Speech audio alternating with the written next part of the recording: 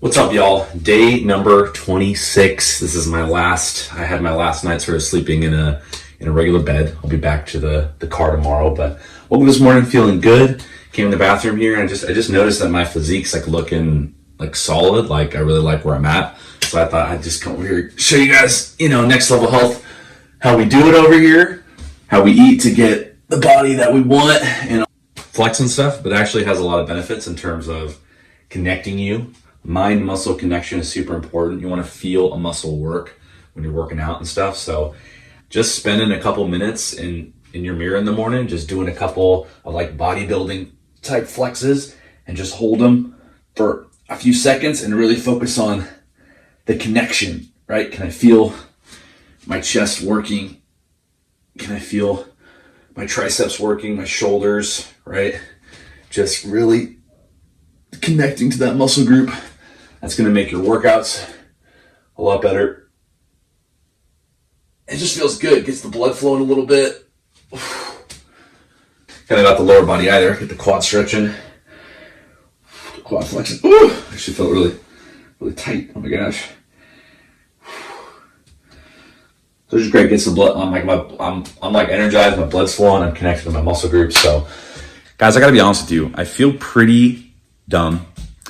So if you've been watching my videos up until this point, you've been following this challenge, you've noticed that there's been many times where I've complained about my hamburgers, and I've complained that I haven't been able to get a good sear on the burger, that maybe the flavor is subpar. And you've also probably noticed that I've cooked in coconut oil, blaming it kind of on the wind, maybe blowing the butane to where it doesn't get a good sear. And then it just hit me the other day out of nowhere. I think it's because I was at In-N-Out, and In-N-Out, they just cook your burger on the grill. They don't add any oils. That's actually why I'm a big proponent of In-N-Out, because they're not cooking their burgers in a seed oil, which are terrible for you, high inflammatory, high omega-6. You don't want it. So I was like, when I look at this package here, ground beef that I'm about to eat, it does say 15% fat, right? It has fat in it. That's what the white marbling is, the fat. Why am I cooking in coconut oil? This already has its own fat. What am I? Are you kidding me, Tim? Like, why haven't you thought of that before? So recently, as I've actually been at the house with my parents for a couple days. So what I've been doing actually is just doing a very thin, very light coat of butter on the pan. Like not very much, just like a little bit, maybe half a tablespoon. All right, just to like create a little bit of oil. And then I wait till it gets hot and I throw my burgers on, and I know that my burgers have fat. And so that, just the last couple days, my burgers have been tasting phenomenal. And I'm just thinking like, duh, like why you don't need this coconut oil? Like, not that coconut oil is bad, it's one of the better oils to cook with. But shoot, this has its own freaking fat and maybe a little bit of butter and just like a little bit. And like, oh my gosh, the flavor. I'm getting a great sear on the burger. I'm getting a nice crispy brown layers on both sides. It's tasty. So I just realized I was totally overdoing it with all the coconut oil.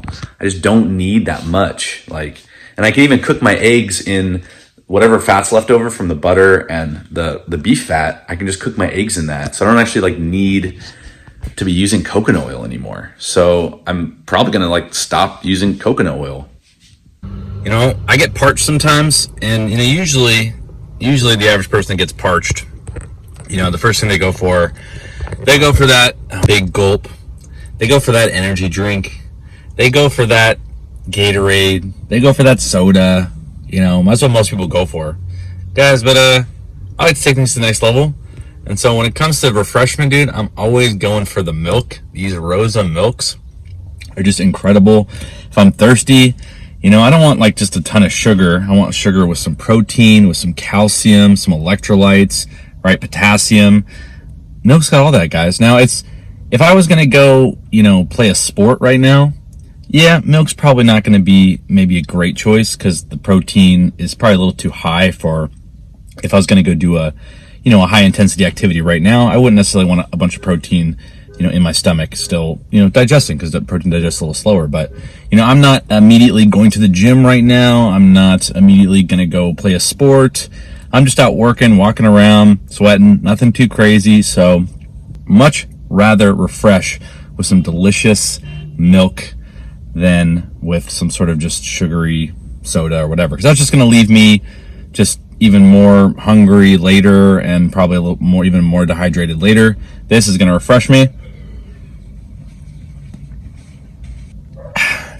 and satisfy. All right, guys, let's go do some orders. What's up, y'all? Doing a quick Instacart order. I just had some thoughts for you. So obviously we know about inflation, right? If you're an American, well, if you're from other countries too, you know inflation is a big deal. Our money, our buying power being eroded away. Hence why I always tell you on this channel and on my crypto channel, Kryptonite, to invest in assets, guys. So I just want to show you a little example here of a different kind of inflation called shrinkflation. I had to get some chips here for this customer, and both these Doritos and these Ruffles, they are charging the same price for a slightly smaller amount of product. And I actually had to update the app. The app doesn't even recognize these because it's showing that the item they ordered was larger. However, that item no longer exists because of shrinkflation, meaning less food in your food for the same exact price, guys. So just be aware of that. So definitely need to invest in assets, get out of cash. It is dying. It will continue to die. Save and invest and put all my money in assets that I believe in, that counter inflation that we are stuck in and will continue to be a problem.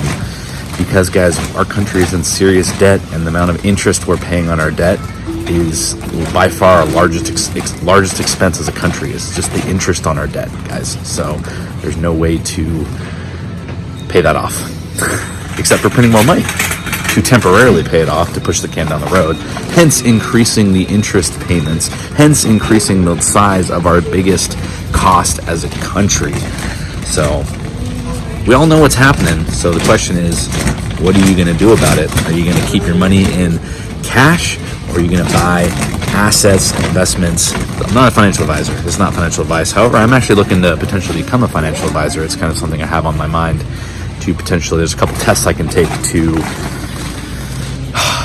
see if that's a career field that I want to get into. I mean, I do technically do a lot of advising on my crypto channel and on my podcast as well. So I do advise, I suppose, although, why would you take advice from a guy who's living out of his car? Maybe I shouldn't, probably shouldn't, but if you want to, investing, super important. And of course, you got to invest in yourself, you got to invest in your skills. Personally, I've been investing in my skill of trading and investing for about 4 or 5 years. And so it's paid off somewhat, but I'm hoping that skill will continue to pay off in time. What's up, y'all? Hey guys, I figured since I am resetting up my bed tonight, I figured I'd just show you how I do it. So if you want to do something right now, it's a no build, but it'd be cool to get a build eventually. But so first things first, I took my glove box, and actually I have like this really weird loose glove box already that is already like this. So I'm just putting it down fully so that way I can spread my feet, get a little extra foot room. Again, I've slid this whole chair forward as far as it can go. Now I'm gonna push this guy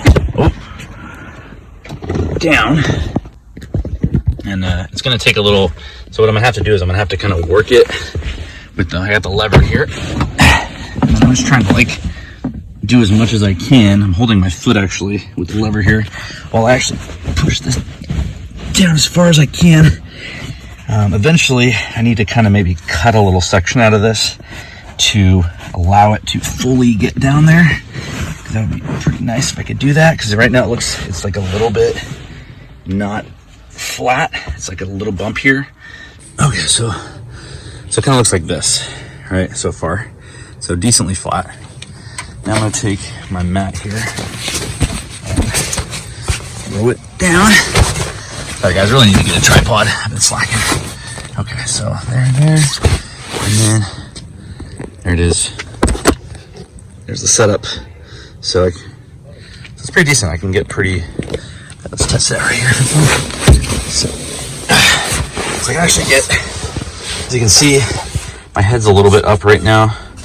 But if I wanted to get a little more room, then I would just stick my feet through here like this, And then boom, I'm pretty much laying almost flat down. So this is like just enough room where I can actually like fully spread out. So I wish it was, I need like if I could just get like an extra, you know, freaking like, it's like just a little bit more would be perfect, but this gets the job done for the most part. So pretty much I'm just gonna cover this with a sheet. And then pretty much, because there's like a little bit of a slant here, what I usually do is I take a blanket and I throw a blanket under here to kind of prop this up a little bit. And then I usually put a blanket under here as well to kind of prop that up a little bit, so that way it's more nice and flat throughout. But here's the first layer so far, and I've got a towel under here to kind of keep that propped up a little bit more so it doesn't have quite as much of a bow here. So on hot days, I'm pretty much just sleeping with the sheet. That's it, right? Because it's just too hot. I don't need cover. I just need something to base cover me.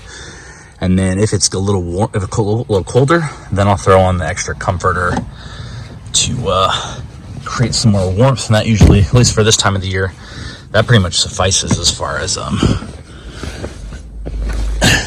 amount of blanket. Obviously, during the winter time, it's gonna be a lot different. I'll probably actually get a heated sleeping bag if I end up doing this during the winter time, because it will get too cold to where even multiple covers won't be good enough. All right, guys, voila, there is my bed setup, and everything's nice and washed and ready to go.